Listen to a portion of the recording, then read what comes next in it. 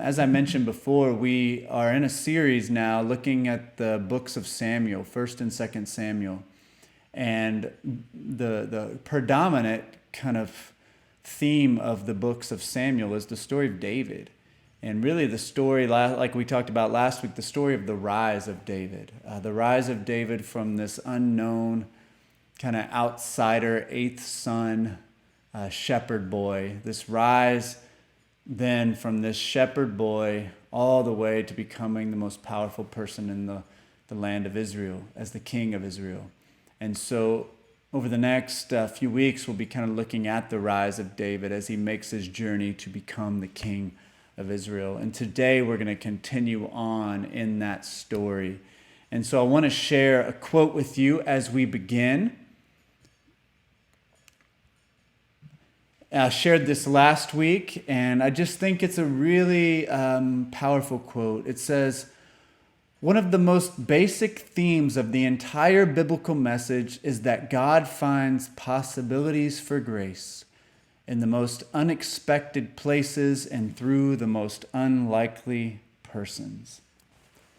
I love this, that one of the most basic themes of the whole Bible is that God finds possibilities in the most unexpected places and through the most unlikely persons. This is powerful stuff that I have found to be true in my own life, that God often shows up for me in very unexpected ways and through unlikely people even, and often we miss sometimes what God is up to because we're not looking in the right places. And so that this theme of unexpected and unlikely possibilities will continue this week in our story. And so we're going to continue on with some of the same themes that we were looking at last week in this story about David and Goliath.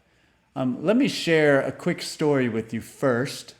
A while ago, I was on Facebook, and an old friend of mine sent me a message and contacted me. This was like a really old friend, like back from elementary school. Y'all probably had this experience where these people from like previous lives have re-entered your life in some way through Facebook or other social media. And this kid's named Daniel, and he reached out to me. He was one of my best friends in elementary school when I grew up in a small town in Gallaher County called Paint Lick, Kentucky. And my dad is a pastor, and we were there for 7 years. Through all of elementary school and part of middle school for me as well. And it was a really formative time in my life. But me and Daniel were like really good friends. And one thing we loved to do was play basketball. And so we played on a basketball team together in Gallaher County. And I'll show you a picture. It's kind of embarrassing, but I'll show it anyway. This was me on the Suns many, many years ago. And we played on this basketball team together. You can see I looked like a really athletic kid at that point in my life. But we played on the Suns together, and it was a fun time. Daniel was one of those kids who hit his growth spurt pretty late in life, and so in 6th grade when we were on the Suns together, he was really small. He was, thanks Sonda, he was like the smallest kid on our team. Yeah, he was real quick, but he was really small. And so I had this vivid memory of this basketball game that we played that season. We were going up against the best team in the league, the Wildcats. And so it was going to be the Suns versus the Wildcats, an epic showdown. I was very nervous going into this game because the Wildcats were the best team in the league, and we were not one of the best teams in the league. We were not great. I was not a very great player back then, for sure, and I was very intimidated. The Wildcats were really good. The Wildcats had the best player in the league and the biggest player in the league, and they were the same person. So this guy on the Wildcats was big, and he was good. He was unstoppable. I mean, he just scored almost every basket for them. And so the game began and it got ugly really quick. All right, the Wildcats player, he was like the point guard and the center and the shooting guard and the power forward. Small, he was every position all in one. And so he would bring the ball up the floor and often keep it for himself and score at will. And so the game got ugly quick. You know, they started racking up points left and right, and we got ourselves into a pretty big hole. Now, our coach had this crazy idea that he decided, I want to try to throw a wrinkle and throw a wrench into this game. And so he decided that he was going to put the smallest player on the court, Daniel, on their biggest player, the guy scoring all the points. And so he went to Daniel and he's like, Daniel, you're going to guard their biggest player. And I'm sure Daniel's like, really? Like, he's a lot bigger than me. How am I going to do this? But Daniel rose to the challenge. And so Daniel went out there and started guarding their biggest and best player. And what happened, I'll never forget. It was shocking. So every time the big player would bring the ball up the court, Daniel was so small and quick that he would swoop in and steal the ball from the big guy almost every time. And so this happened 5, 6, 7 times in a row. Big guy brings the ball up the court. Daniel swoops in, steals the ball, drives down to the other side of the floor, hits a layup and scores. And so over time, their team started to kind of freak out a little bit and they went into panic mode. And we started to inch by inch come back to a point where we actually took the lead and ended up winning that game. It was a crazy experience. Like, I probably remember it a little more exaggerated than maybe it really happened, but in my memory, the fans were going crazy. It was just a wild game because we battled back and took down the best team in the league when nobody thought we could, and the little guy ended up taking down the big guy, right? Now, I'll tell you, if I was coaching a basketball team who was facing an impossible situation, maybe they were down by a lot and they were up against an opponent that was bigger and better and more powerful, I would probably tell them this story. At halftime, if we were down by a lot, I'd huddle the team in together and I'd say, hey, listen, I remember playing on the team called the Paint Lick Suns. And we had this kid named Daniel on our team, the smallest kid on the team. We were down, but Daniel went up against their best player. And we came back and we won.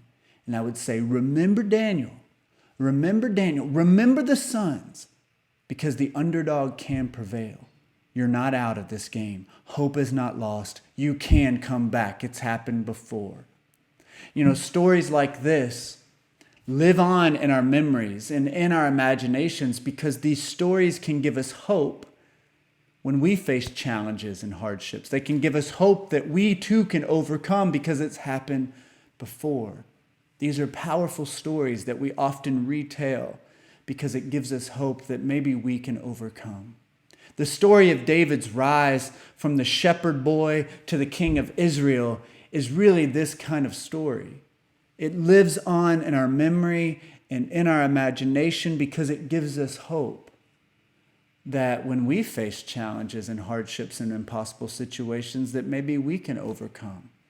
That if David can rise, then we perhaps can rise too.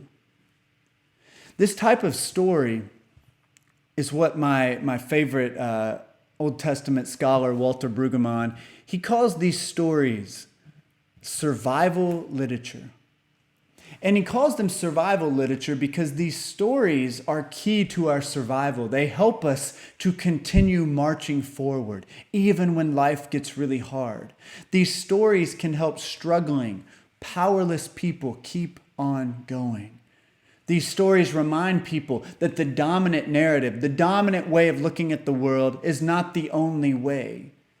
That there is another way, that other things are possible, that it actually might be different and otherwise.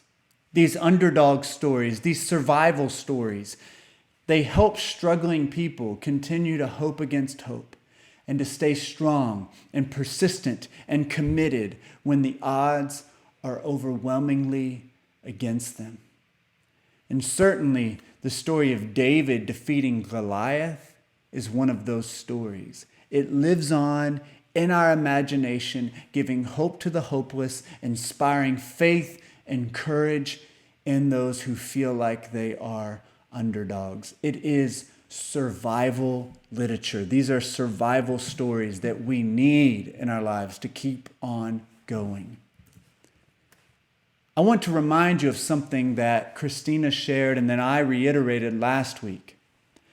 The finalized book of Samuel, all right, when they finally decided to write it down, all these stories from their monarchy, from Saul and David and Solomon and all the other kings, they finally decided to write this stuff down during the Babylonian exile. This is really, really important. Scholars actually believe that the bulk of the Old Testament, that big part of our Bible we call the Old Testament, that the bulk of it was written during the exile. That these stories are much older than that, but they were passed down through oral tradition, and they've had different fragments of stories that have been written down. But when they decided to put the scriptures together in a unified whole was during the exile. Now, if you think about it, the New Testament was also written during a different kind of exile.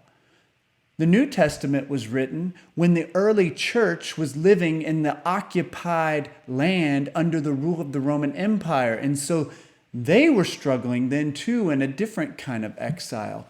I want y'all to hear me on this, all right? That the Bible was written by people in exile who suffered and struggled outside of places of power. This is really important to understand. For this reason, the Bible is a very radical compilation of books. You got to understand this. Most history is told by the people on the top. The winners are the ones who get to write the history books. When you learn about the history of all these wars that have been fought throughout history, more often than not, the ones who tell the story about the war that was fought are the ones that won the war. The ones who talk about, the rise and fall of kingdoms are the ones that are a part of the ones on top who had all the power. They are the ones with the means and the ability to write down these stories. You know, when we think about the history of America, right? The history of America that we often learn is not the whole story. This is one reason why when we read about the history of America, we don't learn much at all about the indigenous people who were here before this land was so-called discovered. You know, in 1492 was not when America was discovered because there were already people living here. Yet, we've told the story in a certain way in our nation that leaves out people who were often killed or displaced or kind of lost their stake in this land. And so that's just one example of how the winners get to write the story, and so they can craft it in the way that they want to. Now, the Bible is a very radical book because it was not written by the people on top. The Bible was written by the underdogs, by the so-called losers who had little power and people who were suffering immensely. This is really important to understand. So think about this. When the Babylonian Empire came in and they conquered Israel and Judah, destroying Jerusalem, destroying the temple, they forced the Israelites into exile, into foreign lands. And so many of the Israelites had to leave their home country and travel to other places to live. And when they did this, they carried their stories with them. Here's the beautiful thing about a story. You can't take that away from someone because they've been telling it for so long. It was in their memory. It was in their imagination. And they carried those stories with them to these new lands. Everything was lost. Everything was turned upside down. Their lives were in shambles. They were living under the rule of a ruthless, powerful, and violent empire. And they decided in this moment of suffering to put their stories down in writing. They needed to remember where they came from. They needed to figure out what went wrong and hear from God about how they could get their lives and their people back on track. As we read the book of Samuel, we've got to keep this in mind. We need to understand what prompted the crafting of these stories. When we read about David and his rise to becoming the king of Israel and all these powerful stories about him, we need to remember what was it that prompted them to finally write these stories down in the form we have today, because they strategically chose to order them in a certain way, to tell them a certain way, because they had an agenda of sorts. They wanted to tell these stories in a certain way to give their people encouragement and hope and confidence that maybe they could get back to the place that they wanted to get back to, where God was calling them. And so this is really important to understand what prompted all this to be written. And it was the exile. It was this tragic moment in the history of Israel. And when we understand this, we can understand why they were written in the first place, the significance they had to their original readers, and the significance these stories can have for us today. One of my wife's favorite podcasts, it's a music podcast called Song Exploder. I don't know if you've ever heard of this one before, but what happens is an artist will come on the show and be interviewed about a song that they wrote. And they'll break down the song. They'll talk about why they wrote it and all the different pieces that went into crafting this song. And for me, when I can hear from an artist about why they wrote a particular piece of music, it helps me appreciate it that much more, because I know what was going on in their mind, in their life, that prompted them to write this song. And so I better understand it when I can get that. And that's a really powerful thing to understand, because then I can appreciate it way much more. There's songs that I didn't even like until I heard the podcast, but then I'm like, oh, wow, I didn't realize that was the backstory behind it. And the same is true when we read the Bible, to understand the backstory, what was going on when these stories were crafted and written down, can help us to enter into them that much more and understand the significance and power behind them. This story of David defeating Goliath is the longest story in the book of Samuel. It's the most detailed, it's got the most drama, and it's really, really important. And I'll tell you, it is survival literature. It lives on in our imagination, giving hope to the hopeless, inspiring faith and courage, and maybe those who feel like they are underdogs.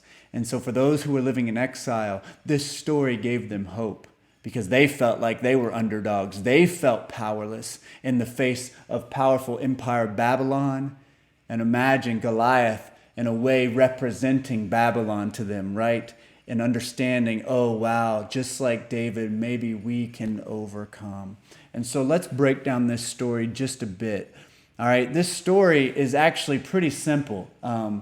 And so I'm not going to read it all, because it's actually really long. It's painfully long to read, because there's so much detail in the way the author tells this story. And I encourage you to go read it on your own, but it would take a while for me to read it right now. And so I'm just going to break down some aspects of this story for you to remind you of what this story of David and Goliath is all about. I imagine all of you have heard it in some way or another.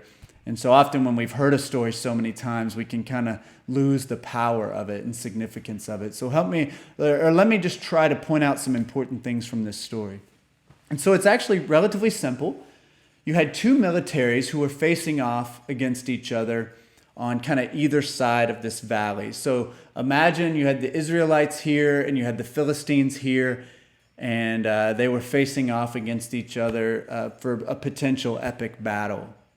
Now, the Israelites were outmatched. The Philistines were powerful. They were very threatening.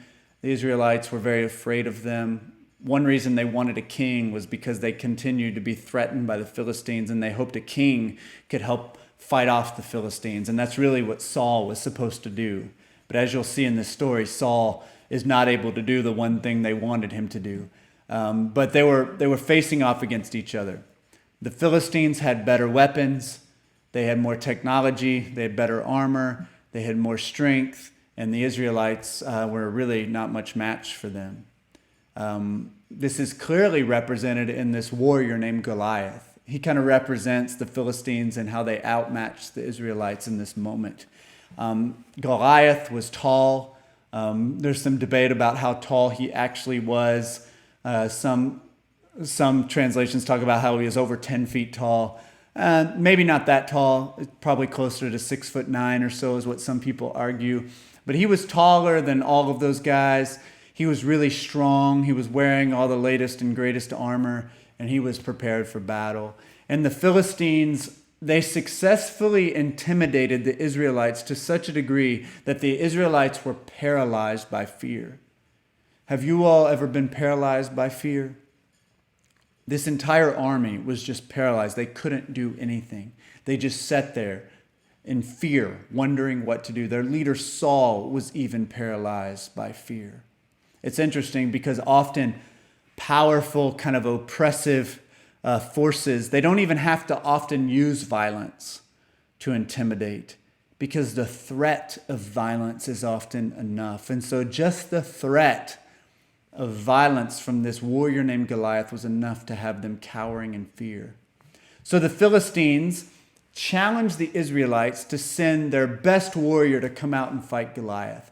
And it seems they had some kind of arrangement that whoever won that battle would be the victor, and the other side would just surrender that battle. And maybe that's a way they would lose less life if they just had two people battle it out instead of the entire army. And so Goliath would come out each day. He would taunt them. He would mock them. He would say, hey, who's going to fight me? And nobody in the Israelite army was willing to fight Goliath. Not even King Saul, the one who was described in the scriptures as being tall and powerful and a warrior, the one who should have been willing to go out and fight. He was cowering in fear as well. Imagine the fear, not just of the army, but the whole community as they faced this enemy who really, really had a lot going for them, and Israelites did not know how they would win. However, they ended up finding hope in a very unlikely place and through a very unlikely person, a young shepherd named David. Now, David showed up to the military camp there with food for the soldiers. David was not part of the army. He was too young, probably not a warrior, and so he was not part of it. And so he was just coming and delivering food. And he ended up going to the front lines because he was intrigued by what was going on. He's kind of a young, adventurous spirit. Makes sense that he would want to see maybe what was going on in the battle. And he saw Goliath out there taunting the Israelites, mocking them, mocking their God. And he was upset about it. And he's like, what's up with this? Why isn't no one willing to fight this guy? And then he heard this great reward that the person who defeated Goliath would receive. And I wonder if that was a bit of a motivation for David as well. David was a pretty ambitious person, as you'll see as we move throughout his story. And so as a young man, he was still a human. And so maybe he heard, oh, the winner gets to have King Saul's daughter's hand in marriage? That'd be a quick way to get to the throne, right? Maybe he heard about the exemption from paying taxes, and he's like, oh, that would be pretty nice. And so David stepped up and offered to fight Goliath. Now, everybody thought David was an idiot. They're like, David, no, go away. David's older brother, Eliab, was like furious with David. He's like, get out of here, David, stop. Like, you're not welcome here. This is not your battle. Like, you're going to get yourself killed. Like, get out of here. But nevertheless, David persisted, and King Saul finally said, all right, you go out and give it a shot. So David comes out with no armor, nothing, and he comes out, and Goliath mocks him, and he's like, would you send out a little boy, this little cute schoolboy out to fight me? What's up with this? And David wasn't fazed. David ended up defeating Goliath with a sling and a stone, giving an unlikely victory to the Israelites. The young little shepherd boy who was just delivering sandwiches, ended up defeating the mighty warrior Goliath that had all the latest technology, all the weapons, and all the strength and power. I mean, what a powerful story. You see why people connect with this. You see why kids connect with this, who are so small and they face so many giants in their life, connect with this story. Now, I want you to imagine, all right, the suffering Israelite community living in exile. They've been deported from their own country. They were living in a foreign land. They were suffering, struggling, afraid of the Babylonian Empire, probably facing the threat of violence each and every day.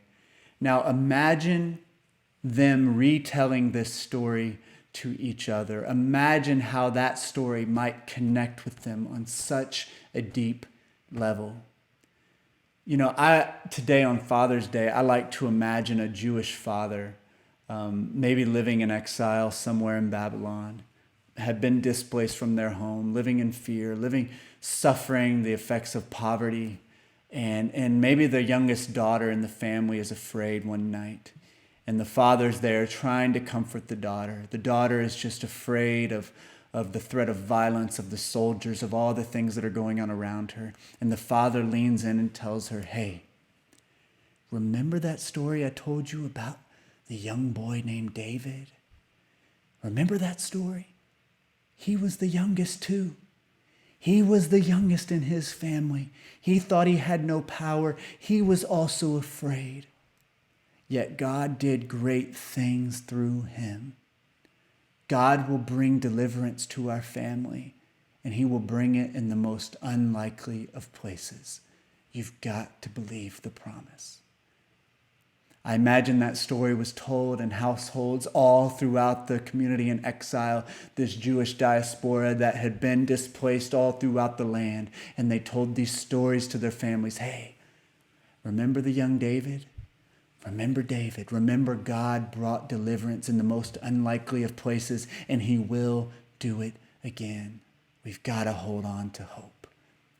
Many generations later, a young girl named Mary was living in exile under the Roman occupation in the poor town of Nazareth. Perhaps she also was fearful. Perhaps she was afraid of all the dangerous men who posed a threat to her and her family. I like to imagine her mother or her father leaning down and telling her one night when she's afraid, hey, Mary, remember David, the young boy who was also afraid sometimes? Remember David? Remember when he was out tending his sheep and he was afraid of the wild beasts that would come? That same boy who was afraid many times in his life, God gave him the courage and used him to defeat a very powerful man who thought he was invincible named Goliath. God will do the same for us. God will bring deliverance for us in the most unlikely of places. And then an angel appeared to her one day, telling her that God was going to use her, a poor young girl, to be the mother of the Son of the Most High, the Messiah who would come and redeem Israel. Deliverance was coming to her people in the most unlikely of places. Jesus was born, and his story, I think, is the pinnacle of survival literature. The Gospels are the pinnacle of survival literature, giving hope to struggling people for generation after generation after generation, reminding them that hope is not lost and that deliverance is possible and can and will come in the most unlikely of places and through the most unlikely persons. The story of David defeating Goliath is really one story among many in our Bibles, reminding us that God brings deliverance and salvation through the most unlikely of places. We have many other stories that live on in our imagination, giving us hope to keep on keeping on in this dangerous world of violence and threats and suffering. We have stories of Hagar, of Ruth, of Esther and Moses and Shiphrah and Puah and blind Bartimaeus and Mary Magdalene and the Ethiopian eunuch and Paul and Peter and many, many, many more. And these stories have been so important to me, especially during this last year of struggle and depression and loneliness and difficulty. I have clung to these stories and many more of the saints and the heroes who have come after the biblical figures that we read about. And they've given me hope to keep fighting, to keep moving forward, and to not give up. I think I needed to hear this message this morning as I'm dealing with difficult things in my own journey. I needed to be reminded that hope is not lost, that there are many giants out there that we face. You may be facing some really difficult stuff right now. And I want you to know that God has shown up time and time again in very surprising and unexpected ways.